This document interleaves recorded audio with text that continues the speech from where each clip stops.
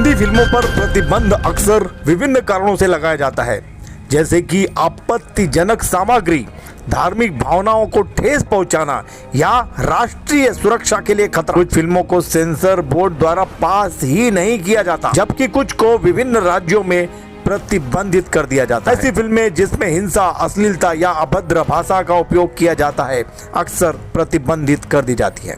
उदाहरण के लिए फायर 1996 में, 2003 में 5 और अनफ्रीडम 2014 जैसे फिल्मों को उनके यौन सामग्री और अन्य कारणों से प्रतिबंधित किया गया था। कुछ फिल्मों को धार्मिक भावनाओं को ठेस पहुंचाने के आरोप में प्रतिबंधित किया गया।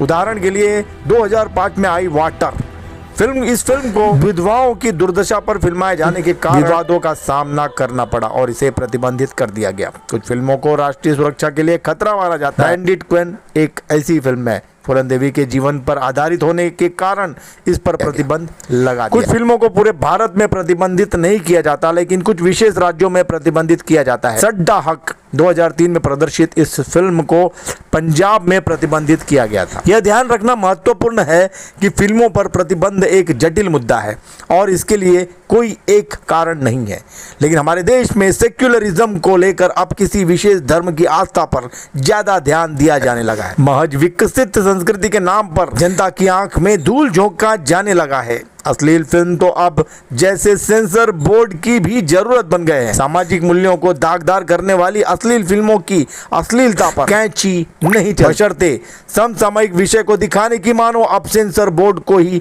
हिम्मत नहीं। आइए जानते हैं इस पर देश में सच्चाई सिस्टम को चुभने क्यों लगती है। जब भी कोई ऐसी मूवी आती है जो सच्चाई को बयां करती है, उस मूवी को प्रोपेगेंडा बोल के, फेक बोल के या फिर सोसाइटी के लिए हार्मफुल बोलकर बैन कर दिया जाता है। लेकिन जब कोई ऐसी मूवी आती है जिसमें भर भर के गंदगी, फुहड़ता, हिंसा और नशा प्रमोट किया जा रहा हो, या वो मूवी सनातन धर्म का विरोध करती हो, उसे बैन करने के लिए चाहे हिंदू कितनी ही आवाज क्यों न उठा ले, वो मूवी रिलीज होकर रहती है। लेकिन हाल ही में एक मूवी जो सिर्फ मूवी नहीं बल्कि उदयपुर के कन्हैयालाल जी की दिन दहाड़े की गई निर्मम हत्या की स्टोरी है, और उसे बैन करने की मांग इसलिए हो रही है ताकि दो समुदाय में दंगे न भड़क जाए। मुझे एक बात समझ नहीं आती कि जिस पूरे हत्याकांड के बाद भी हमारे देश का सेकुलरिज्म आराम से बना हुआ है, वो इस मूवी के देखने के बाद कैसे भंग हो जाएगा। जहाँ श्रद्धा और रबिका जैसी लड़कियों के केवल हिंदू होने के कारण 35 और 50 टुकड़े होते हैं, वहाँ कभी लोकतंत्र खतरे में नहीं आता। लेकिन जब कभी आप हिंदुओं के हक की बात कर दो तो लोकतंत्र खतरे में आ जाता है। बड़ा अजीब लोकतंत्र है। जब अपराध होते हैं, हिंदुओं को मारा जाता है, तब कोई आके ये नहीं कहता कि भारत में सेकुलरिज्म भंग हो रहा है। लेकिन जब भी उनके ऊपर हुए अत्याचारों पर कोई Kashmir files, Kerala story, Bengal files